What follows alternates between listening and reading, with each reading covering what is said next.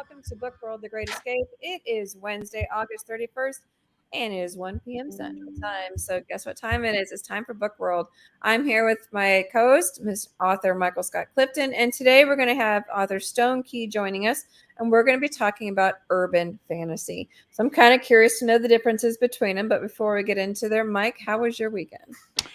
It was fine. I went to the Shreveport GeeksCon the weekend before with Gary's sister-in-law, also a writer, writes under the CI Chevron, and it Hi, was a great, sister-in-law. That's cool. yeah. So, and we both sold a bunch of books, and it was a great experience. And next week on Tuesday, we're having the book launch for Cavern of the Veil Queen at 6 o'clock. And Mm-hmm. also, I don't know if you knew the CJ, but uh, Greg Kelso, I'm supposed to be on his con hour at 2 o'clock that same day. Oh, So, nice. yeah. The So, conversations. yes, conversations. Yeah. So, Very anyway, looking forward to that. sweet. Well, I did Comic Conroe this weekend, and we had a blast. There were 12 guests. Most of them were voice actors. They all had a personality in and of their own, so it was fun to visit them. There were tons of vendors and artists booths, and the people were amazing. There was a Star Wars parade regarding their lightsabers. There were knights for LARPing, and they actually had sword fight, and that stuff is no joke. I'm telling you right now, that stuff is like heavy stuff. There were Adasa was there, and I got to hear We Don't Talk About Bruno for the first time from her in front of me. I recorded it. It was awesome. My friend Mombirella actually got to sing with her in both instances. It was fun. I like working with the cons. Our next Comic Con is going to be Anime Oklahoma, and that's going to be September 9th, 10th, and 11th in Midwest City, Oklahoma. We'll be helping. Hi, Patty. Patty says, hi, guys. Finally get to hear you live. We're happy to hear you live, too. Julie Brock is also watching. But we have your book launch on Tuesday, and then we have my book launch is the following Tuesday on the 13th. Both of them will be at 6 p.m. Central Time, and they're going to be yours is going to be on your Facebook, my LinkedIn, and your YouTube. Mine is going to be on Texas Sisters Press's Facebook, my LinkedIn, and my YouTube. So for both of those, you can watch and you can earn prizes because each of the authors coming are bringing in a special prize. All you have to do is comment during the broadcast itself, and you'll be entered into the Wheel of Names to win something special. So they're always fun. You get like a cool mix of authors. Patty, I know, is joining both of ours, so she will be on both. I believe Stone Keye is joining for yours, correct? Yep. Yep. And Michael Gibson will be at both of ours, and then I'll have like Jeff Craig and a couple other ones. You'll have a couple other, but it's going to be lots of fun. I enjoy book launches. My book is currently on pre-order for the Kindle version for only 99 cents. So get it now. And then on the 13th, this is the first time doing pre-orders because I'm kind of curious to see how it goes. But pre-orders launch on the 13th. So get your Kindle now. It's about time travel, where a gentleman comes back to his great, great, great grandmother. And together they go back in time. They do like a reverse butterfly effect. They're purposely trying to change their family line. So I'm pretty excited about it. Mike, what's a basic for your book? Basic storyline. What's Yep. that? Elevator pitch. Oh, okay. It's the fourth and final book of the Conquest of the Veil series, and it's pretty much ties everything together. And it's an exciting finish. A lot of action to it.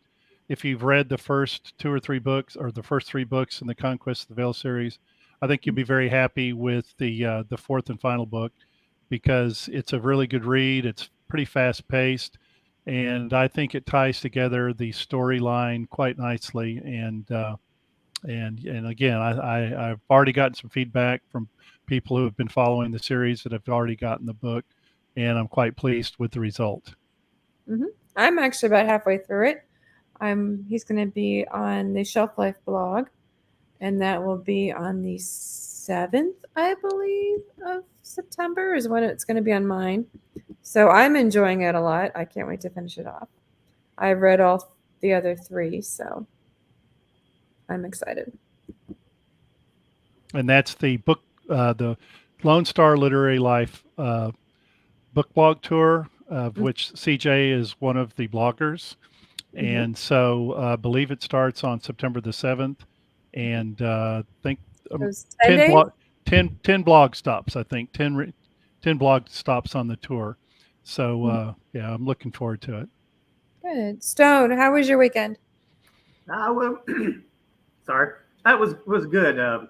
Not quite as exciting. Your folks were remodeling some bathrooms and did a few estate sales, that type of thing. So it was quiet, but slowly but surely, we're getting the house redone. And book wise, I don't actually hit another Comic-Con or anything like that till the Louisiana Book Festival in October. Okay.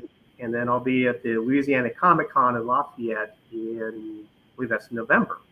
So looking forward to that. Actually, C.I. Chevron's going to be joining me at, my sister-in-law is going to be joining me at the Louisiana Comic-Con.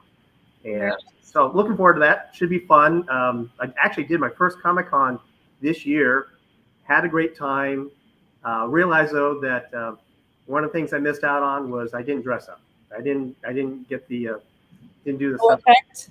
Yeah, I didn't get the full effect. So this the Louisiana Comic Con, I'm definitely going to probably be dressed up as Kai, the main character from my Afterlife of Kai Dotson series. He works as an arbiter for death, so I'm probably going to be dressed up as him. There you go. Well, before we started the show, you mentioned I had just originally had fantasy down, and you mentioned it's more urban fantasy. Can you tell me the difference between the two? Well, when I like to write fantasy, but most of my books are grounded in today. So most of them are on Earth, kind of modern day on Earth. Now, in the Modern Warlock series, there's at least one book where they're off world for most of the book and things like that. But most of everything that happens on Earth. For my Death Arbiter series, Kai works for Death, and he deals with both heaven and hell, and obviously that's all about Earth. So it's really all about modern day writing fantasy, but in modern day Earth. So as opposed to Mike's written a whole series of books kind of off world, and then creating that whole scene, that whole environment, as opposed to most of my stuff though is I'm basically taking place in different parts of Earth. So if I'm following you correctly, basically if it's on Earth, it's considered urban fantasy. If it's off world, it's considered fantasy. That's kind of the way I read it, and that's what I'm going with. So technically, if I'm following you correctly, Harry Potter is urban fantasy. Yes. Got it. Okay. Well, see, you learn something new every day. Awesome. It's actually a category in Amazon, so that's one of the categories I specified for Amazon. Interesting. I think it can be categorized as magical realism as well. Yeah. Which is close first cousin to urban fantasy, or a subset of urban fantasy. Yes. It's a lot of trying to work in what's going on. Like a good example is that in my first book of Modern Warlock, the Warlock Society, they actually have their own data center. So, which is kind of interesting. So I'm in IT, so working that. So you're kind of mixing in magic plus real, plus basically, what you would see in real time, which is, companies have data centers, they have staff, they have this and that like that. So mixing the two in is always fun, and then you try and kind of put a little bit of, you kind of merge the two a little bit, and it's a lot of fun. And it really gives you a lot of opportunity to kind of present different twists of say history or how things are people see things. So yours is kind of a almost sci-fi mix. Yeah, sci-fi mix. You have It's more like the science fiction side, and yeah, to a certain extent, yeah. I mean, you have modern warlock. Obviously, they're warlocks and they have wizards, but there's actually a crossover with Death's Arbiter where you have angels and demons and paranormal, supernatural. reapers and what I call arbiters, and the Death Assassins, things like that. So yeah, it's a little of everything in there. So you kind of mix it all together, and that's what I like to write. I mean, I love building other worlds, kind of like what Mike does, but I also love just incorporating modern day events and putting a magical twist to it. So I'm sorry, go ahead. I was just going to say, so your main character for Death's Arbiter is Kai. Mm-hmm. And so, and I've described him because I like Kai's character. I think you did a great job with that. I envision him as sort of a celestial James Bond type, Mm-hmm. and I really think that's cool. But I've never, we're part of a critique group together, Gary and I, Stone Key and I, but I've never asked you this question. So I guess I'm going to put you on the spot here. What was your inspiration for that character? Well, I've always seen, when I wrote Modern Warlock, I wrote the main character Jason.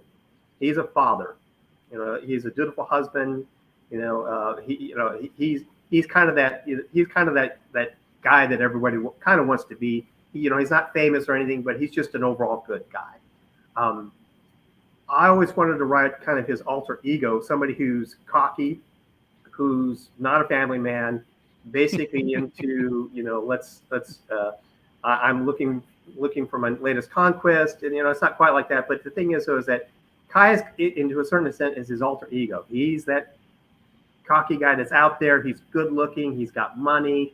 He's always he's always kind of flashing a smile. But the thing is, though, is as you learn through the book, he's underneath. He's actually a good guy that wants to do well. He just likes to have fun. So, he's not as confident as James. James Bond has that confidence that I'd say Kai is a little more cocky than James Bond, but he has that whole. Hey, is that possible? I think that is possible. But Kai is one of those. He is a good guy, but he loves his fun. Awesome. Well, Sarah Carthage just said hi. She popped in. So where did you get your idea for the books themselves? Because I know that they have Warlock, witches, that sort of stuff. Where did you get your ideas for those? Well, it's interesting.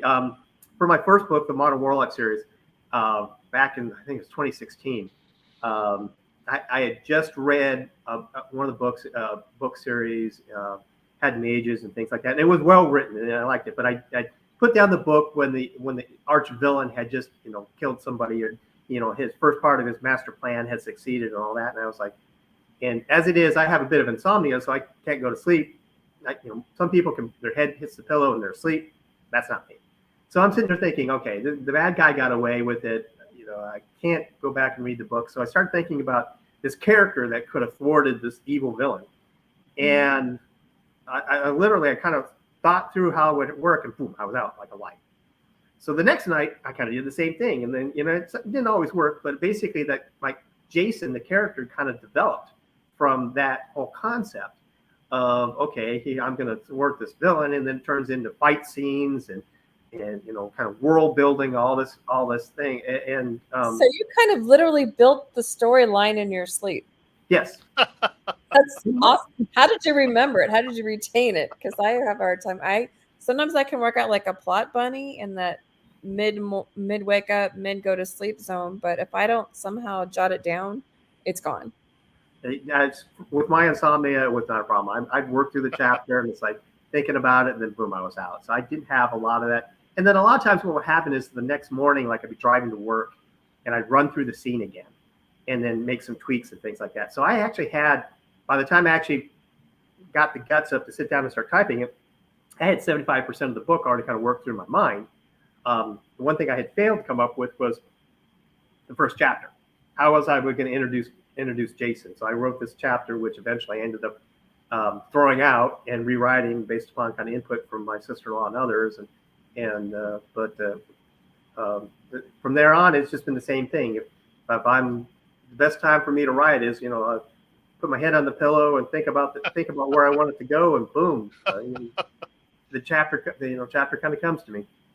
Well, you wrote Des Arbiter in first person. We were talking about that a little bit before the show started, and I really like I liked Modern Warlock, but I really liked Des Arbiter, and because I think by writing in first person, the characteristics you describe about Kai and even some of his enemies and friends, I think comes out a lot clearer and a lot more with a lot more powerful Yeah. presentation. So and you say that you had written, and again, we were talking about this before the show started.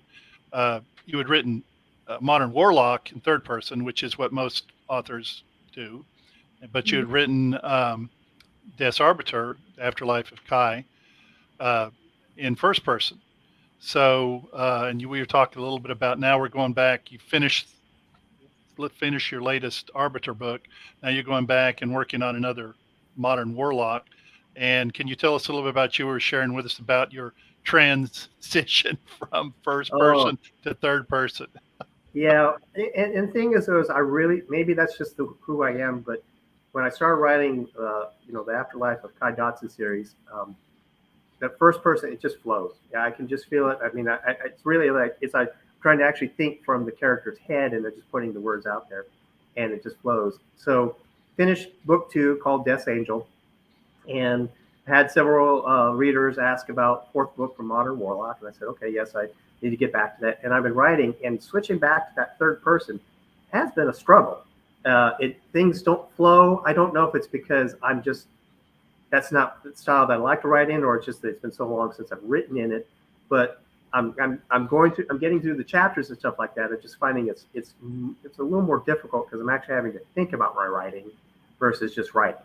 And I'm finding that because I'm having to kind of think about what I'm saying and what I'm typing, it's taking a lot more editing and things like that to kind of clean it up. So and I'm going to keep on that, keep working on that book while the critique group goes over the third book of the Arbiter series called Death's Demon. And because that one I've actually finished. It's just been sitting in draft now since like December. So, but it's an interesting struggle. And I think after the Modern Warlock series is over, I'm not sure I'll ever return to third person. So, first person is just a lot easier for me. I don't know why. I can handle third person better than first person. I actually rewrote one of my books when it was in first. I had to change it to third, and being a pantser, that's painful for me because I'm kind of locked into the storyline because that went in with the Team Angel series. So it's like certain things had to still happen, and so it was slightly painful for me. So would you consider rewriting that, or whichever one's easier for you, or how does that work? At this point right now, I don't think I'm going to try and rewrite either one. I think Modern Warlock I'll finish off. I'm writing fourth book. I believe there's going to be 5 books in that series. Mm-hmm. And then the Kai Dotson series, Death's Arbiter, there's going to be 4 books in that. It's going to be Death's Demon, then it's going to be Death's Death. So, and I think they will remain, the Afterlife of Kai Dotson will remain first person, Modern Warlock will remain third person, and then I have ideas for 2 other book series, and I actually started one in third person, wrote one in first person, and I'll just have to make a decision when I get to that point. But right now, I need more time to write. I need to retire so I can write full time.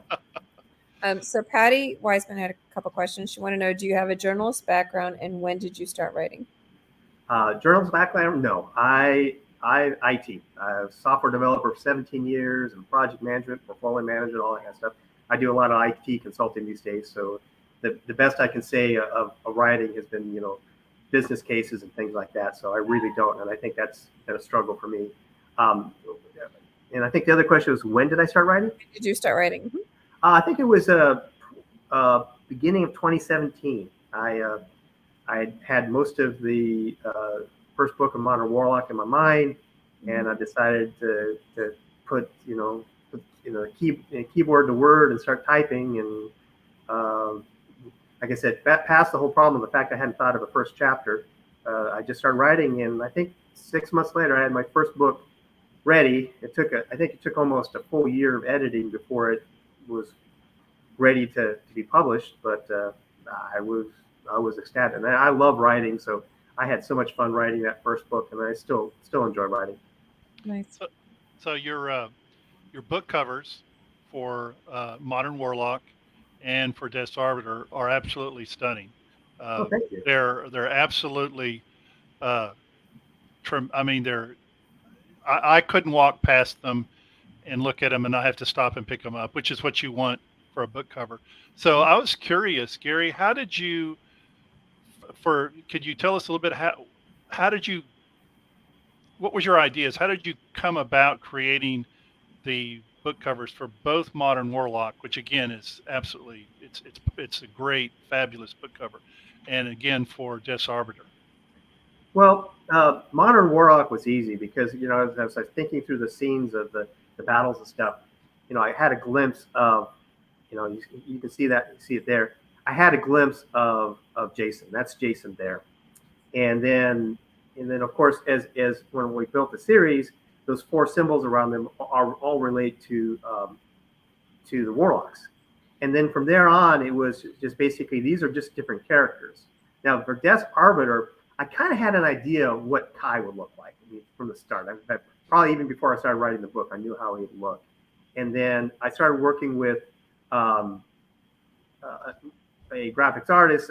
Stephen Novak did the book for Modern Warlock, and I was working for a different artist for Afterlife of Kai Dotson. And I kind of told her, he's got to have wings. He's got to have Kitten, which is a double-bladed sword like this. It's got to represent heaven and hell. And she just nailed it. And she came back with something that was like, I love this. And then we tweaked it somewhat like this and added more like that. So, but it's both times I could mentally see what the character looked like, at least on the cover to a certain extent. In fact, actually in Modern Warlock, there's a scene where he's looking in the mirror with his hood on and things like that. And then I visualized that scene, and that's basically what you saw there was Stephen Novak did a great job of recreating that image. So when it comes to your writing, especially like the Warlock and stuff, I know a lot of times we have to do our research. Did you have to do a lot of research into witches and warlocks to figure out like the rules of law regarding those? Well, to tell you the truth, no, I didn't do a lot on that case. I didn't do a lot of that because I just really felt like there was no, people would talk about, well, witches do this, warlocks do this, wizards do this. And I was like, okay, when I actually meet a true live wizard that can, disappear and reappear, I'll follow their laws. Until then, I write my own laws. That is perfectly fine. So like you just basically created your own rules of law regarding it, and you stayed in that realm. Exactly. I think in a review somebody said, something about, I like the book, but wizards don't work that way. And I'm like, my response was, okay, you send that wizard to me to tell me what I did wrong, and I'll change it. So it was kind of like, and then same with Des Arbiter is that, it's heaven and hell. But the thing is, though, is that I like to break the rules a little. So, there's quote the Bible and the representation of heaven and hell and things like that. And while I kind of follow that, I break it. Like in my case here, Satan is woman.